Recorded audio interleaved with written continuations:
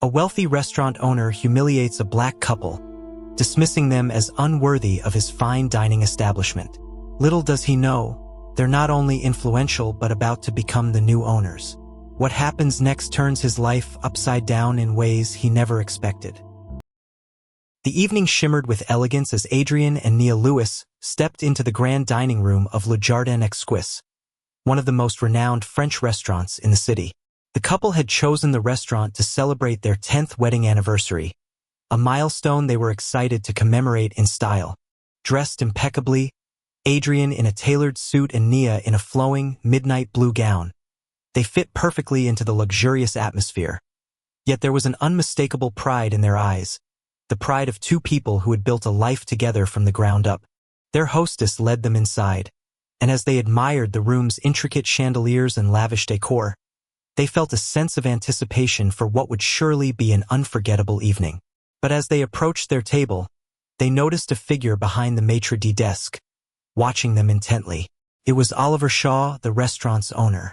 Oliver was known for his wealth and refined tastes but carried with him a reputation for being traditional, perhaps too traditional for some.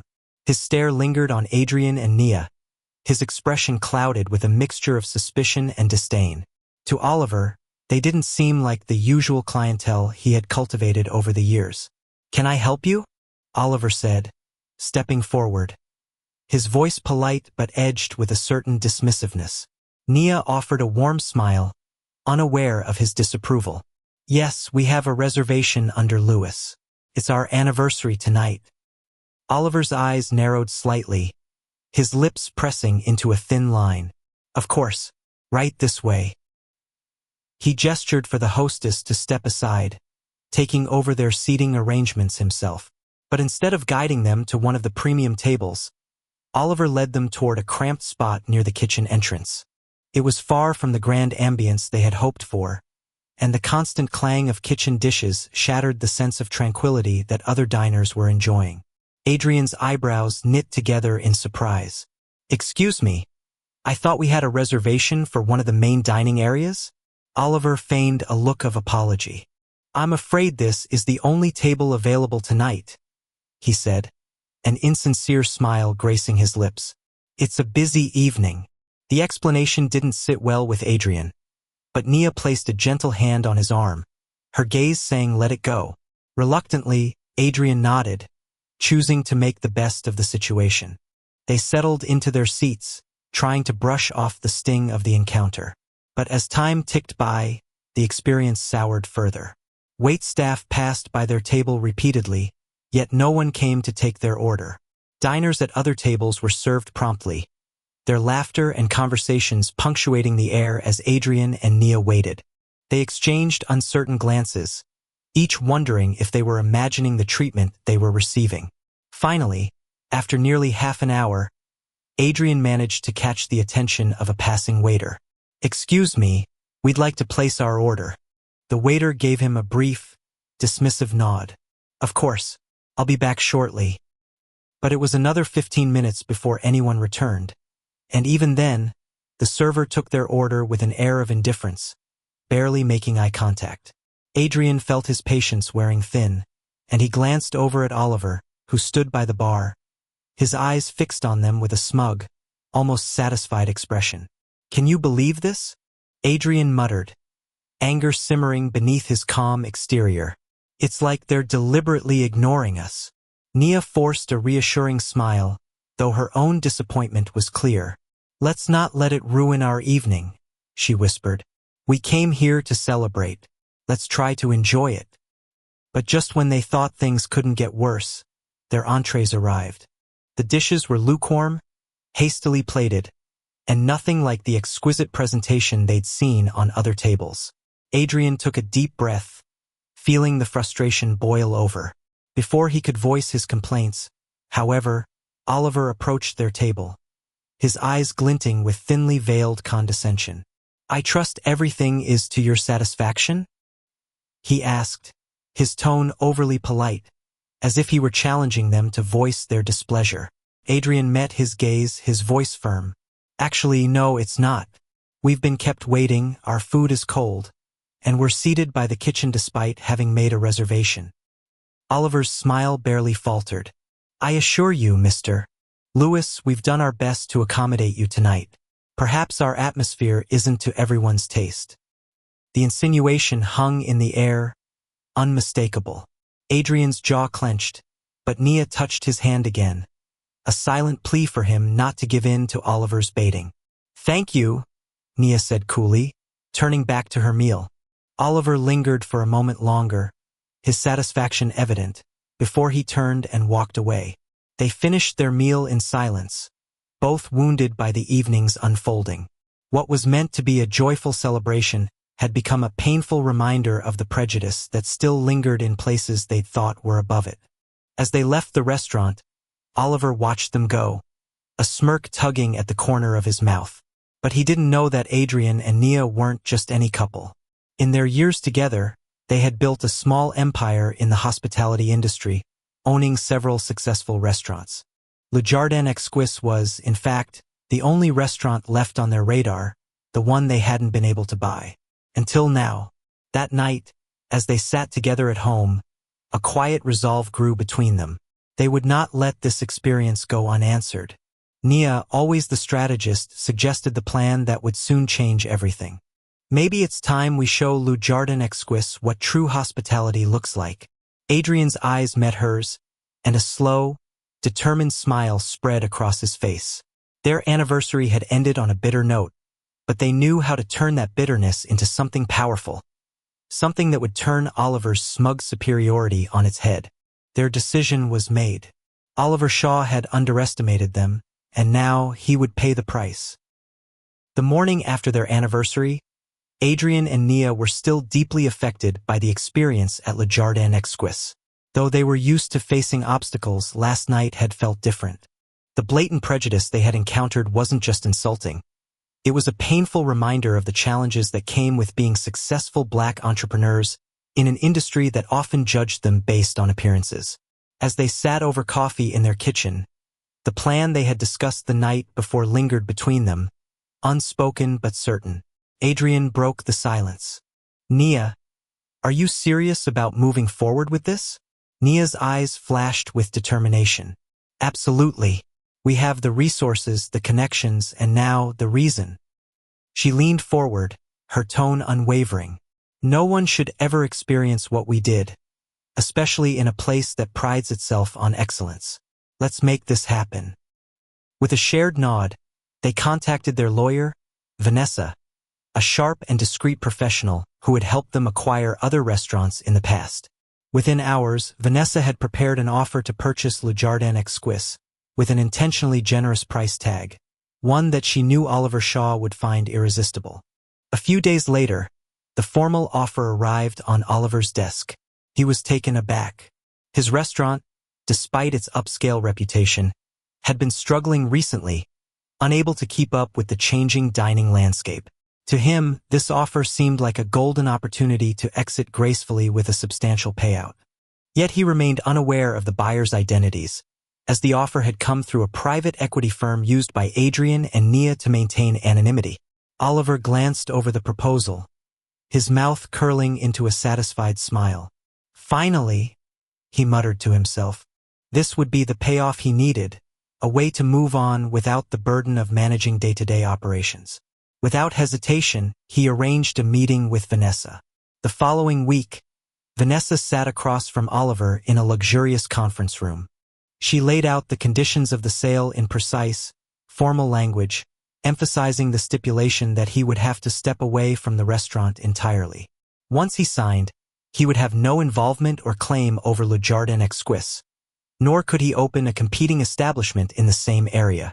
Oliver barely batted an eye at the conditions, dismissing them as trivial details. As long as the payment goes through as outlined, he replied with a dismissive wave of his hand. I have no issues with the terms. Vanessa maintained her professional smile, nodding as he signed each document. Rest assured, Mr. Shaw, the payment will go through as planned. She slid the final paper across the table, and Oliver signed with a flourish, feeling an odd thrill of relief as he relinquished ownership. Little did he know that he had just handed over control of his beloved restaurant to the very couple he had dismissed so carelessly.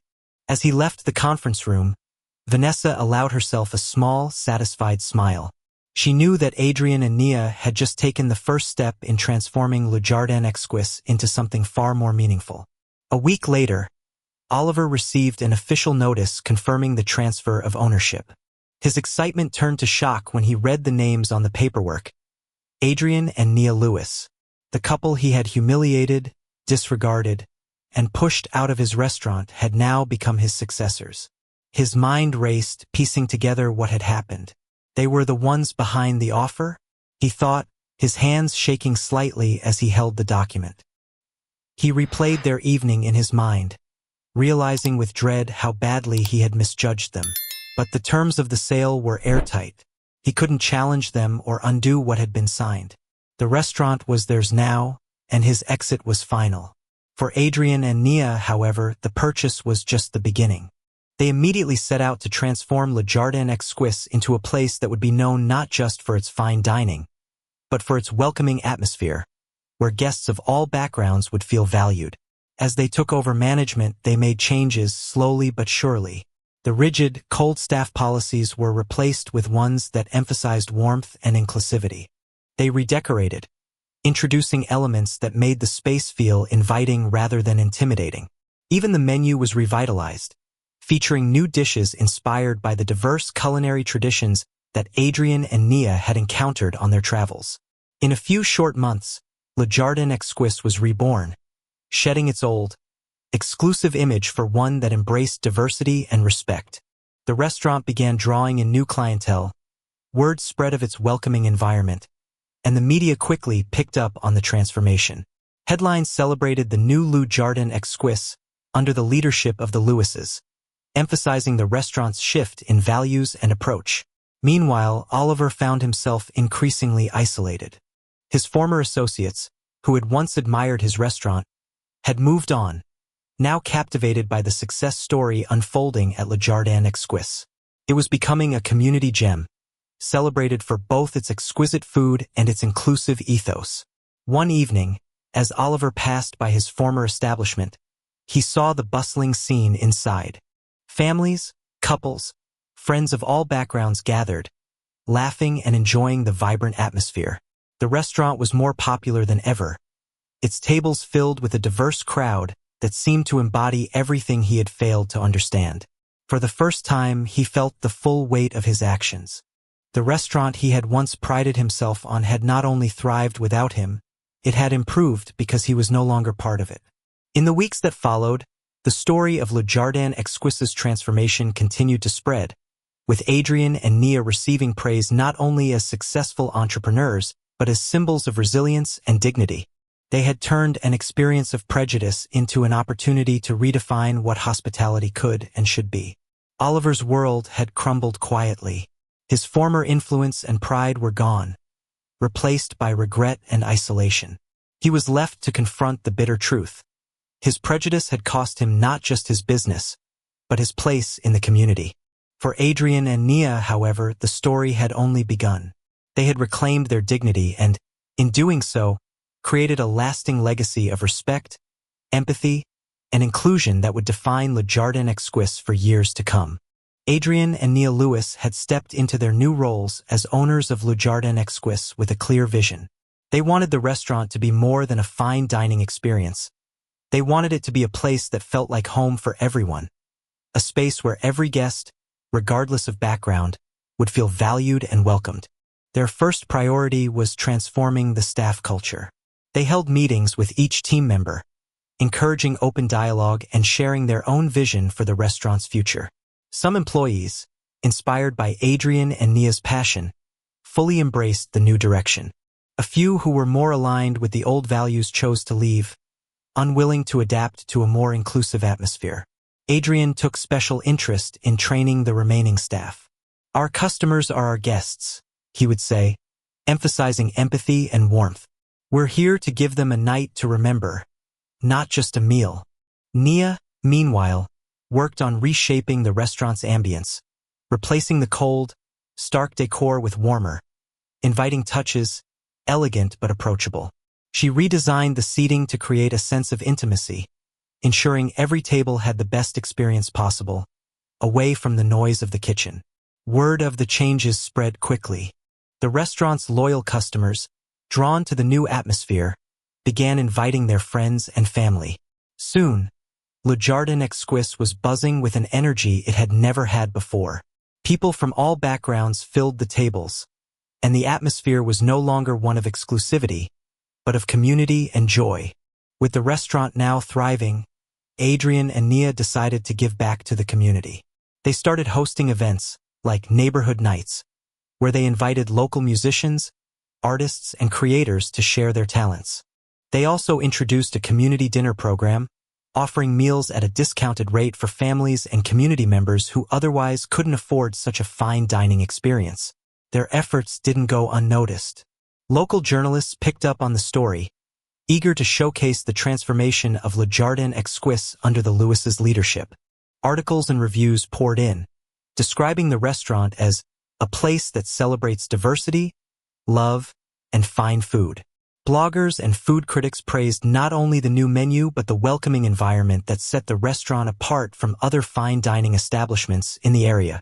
One night, a reporter from a major newspaper sat down with Adrian and Nia to ask about their inspiration behind the transformation. "We wanted to take a place that once pushed people away and turn it into a space that brings people together," Nia explained, her eyes filled with pride. "Hospitality isn't just about food. It's about making people feel like they belong." Adrian nodded. "We're not just running a restaurant. We're creating memories. When people come here, we want them to feel like they're part of something special." The story went viral, and within days, Le Jardin Exquis became a must-visit destination, not just for locals but for tourists and food lovers from nearby cities. The Lewis's vision had become a reality, and the restaurant was more successful than it had ever been under Oliver's ownership. Adrian and Nia decided it was time for one more change, rebranding the restaurant's name to reflect its new identity. While Le Jardin Exquis was known for luxury, the name felt rooted in the restaurant's old reputation. They wanted something that reflected its warmth, inclusivity, and elegance. After much thought, they renamed it Maison Amy, or House of Friends. The new name embodied their philosophy of friendship and belonging. The community loved the change, and the restaurant quickly became known as Maison Amy, a place where everyone was welcome. To mark the grand reopening, Adrian and Nia hosted an event, inviting not only customers but also local leaders, artists, and members of the press. The night was a resounding success, filled with laughter, heartfelt speeches, and a sense of community that echoed through every corner of the restaurant. As Adrian gave a toast to the crowd, he couldn't help but feel a surge of pride. They had taken what was once a cold, unwelcoming space and had filled it with warmth, respect, and purpose. "Here's to Maison Amy," he announced, raising his glass. "May it always be a place of friendship, love, and great memories." The guests cheered, clinking their glasses in celebration. It was a moment that Adrian and Nia would remember forever, a symbol of their resilience and commitment to creating a better world, one meal at a time. On the other side of town, Oliver Shaw found himself in an unfamiliar position. Once respected as an influential restaurateur, he was now largely forgotten, the community having turned its focus to the new owners of his former establishment. His former associates had all but abandoned him, choosing instead to align themselves with Adrian and Nia's vision of inclusive hospitality. Every mention of Maison Amy in the papers, every photo of the restaurant filled with happy customers, reminded him of his loss. He had sold his pride and joy, and it had flourished in ways he'd never imagined, ways he had actively resisted. One day, driven by curiosity and perhaps a hint of desperation, Oliver decided to visit Maison Amy in person. He stood across the street, watching as people entered, laughing and chatting, their excitement visible as they stepped into the transformed space. He saw a diverse crowd, couples, families, friends, all enjoying the atmosphere he had once dismissed. His heart sank as he realized how far he'd fallen. It wasn't just the loss of the restaurant, it was the realization that his prejudices had led him to lose everything he valued, while Adrian and Nia had transformed his failure into a thriving success. As he turned away, Oliver felt a pang of regret so deep it was almost painful. He had once been the proud owner of the city's most prestigious restaurant, but his actions had left him isolated, out of touch, and empty-handed. He couldn't shake the haunting thought that he had been the architect of his own downfall. For Adrian and Nia, however, this was only the beginning. They had taken an experience of prejudice and transformed it into a story of resilience and community. Maison Amy was a symbol of what they had achieved, a testament to the power of perseverance and compassion. And as they stood side by side, watching their dream flourish, they knew that they had created something truly special.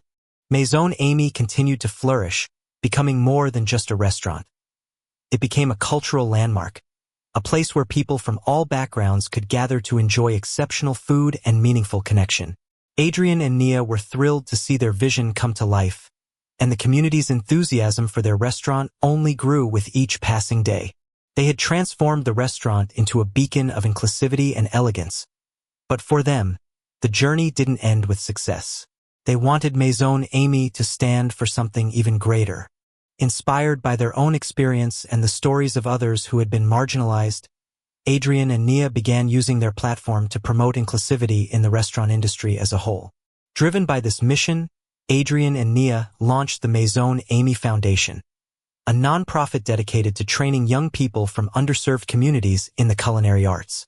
The foundation offered scholarships, mentorship, and hands-on training, giving aspiring chefs and hospitality workers a chance to pursue their dreams. Our industry needs more diverse voices and perspectives, Adrian said at the foundation's launch event. We're not just serving meals. We're shaping lives and creating opportunities. We want to make sure everyone, regardless of where they come from, has the chance to be part of this community.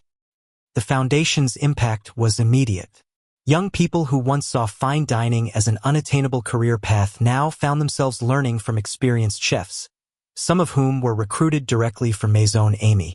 The foundation's apprentices began contributing to the restaurant's kitchen, bringing with them new ideas and flavors that added to the already vibrant menu. Nia and Adrian watched proudly as their apprentices grew in skill and confidence, knowing that they were helping to shape the future of the industry. One evening, Maison Amy hosted an awards gala for the city's restaurateurs and community leaders. Adrian and Nia had invited influential figures and previous winners, recognizing those who had made significant contributions to the community. The evening was filled with heartfelt speeches, laughter, and joy, reflecting the values that Maison Amy had come to represent. Toward the end of the evening, an unexpected guest arrived, Oliver Shaw. The former owner had heard about the gala, and though hesitant, he couldn't resist coming to see the restaurant's transformation for himself. He was escorted to a small, inconspicuous table at the back, where he quietly observed the bustling dining room. Oliver's presence didn't go unnoticed. Adrian, spotting him from across the room, excused himself from a conversation and approached Oliver's table. For a brief moment, both men stood in silence, their history and past grievances hanging between them. Finally, Adrian spoke, his tone measured but respectful. "I didn't expect to see you here, Oliver." Oliver looked up, his face lined with regret. I had to see it for myself," he admitted, glancing around the room. "You've done something remarkable here. It's more than I ever imagined." Adrian nodded, studying the man who had once humiliated him and his wife. He could see the weight of regret in Oliver's eyes, and though he hadn't forgotten the pain Oliver's actions had caused, he felt a strange sense of closure. "Thank you," Adrian replied. "We wanted to create something meaningful, a place that welcomes everyone, a place where people can feel like they belong." Oliver's gaze dropped to his hands, fidgeting with the edge of his napkin. "I wish I'd understood that sooner," he murmured, a hint of sadness in his voice. "I made so many mistakes. I lost everything because I couldn't see beyond my own prejudices." Adrian regarded him for a moment, then extended a hand. "It's never too late to change, Oliver. People can always choose to do better." After a long pause, Oliver took Adrian's hand, nodding slightly. "Thank you, Adrian. And congratulations. You've truly turned this place into something special." Adrian gave a small nod before returning to the gala. Watching the energy and joy in the room, he knew that he and Nia had created a legacy, one that would endure beyond them. Their story had come full circle, and Oliver's appearance felt like the final chapter closing on the restaurant's past. As the years passed, Maison Amy became more than just a restaurant. It became a symbol of transformation and resilience, proof that kindness and vision could turn even the darkest experiences into light. Its reputation reached far beyond the city, attracting visitors who wanted to experience the hospitality and inclusivity that defined Adrian and Nia's mission. The Maison Amy Foundation continued to grow, training dozens of young chefs and hospitality professionals each year. Many of its graduates went on to open their own restaurants, taking with them the values they had learned from Adrian and Nia. Together, the couple had created a movement, a wave of change that touched lives and challenged the industry to do better. For Adrian and Nia, their journey with Maison Amy had been one of pain and triumph, but most importantly, it had given them purpose. They had reclaimed their dignity, honored their community, and left a lasting mark on the world around them. And in the process, they had created a place that was truly a house of friends, a home for all. As they stood together in the bustling dining room one evening, surrounded by the laughter and warmth of guests from every walk of life, Adrian squeezed Nia's hand. They had turned prejudice into progress, heartbreak into hope, and they knew that their legacy would live on in the countless lives they had touched. Don't forget to like and subscribe to our YouTube channel so we can keep bringing you the best stories.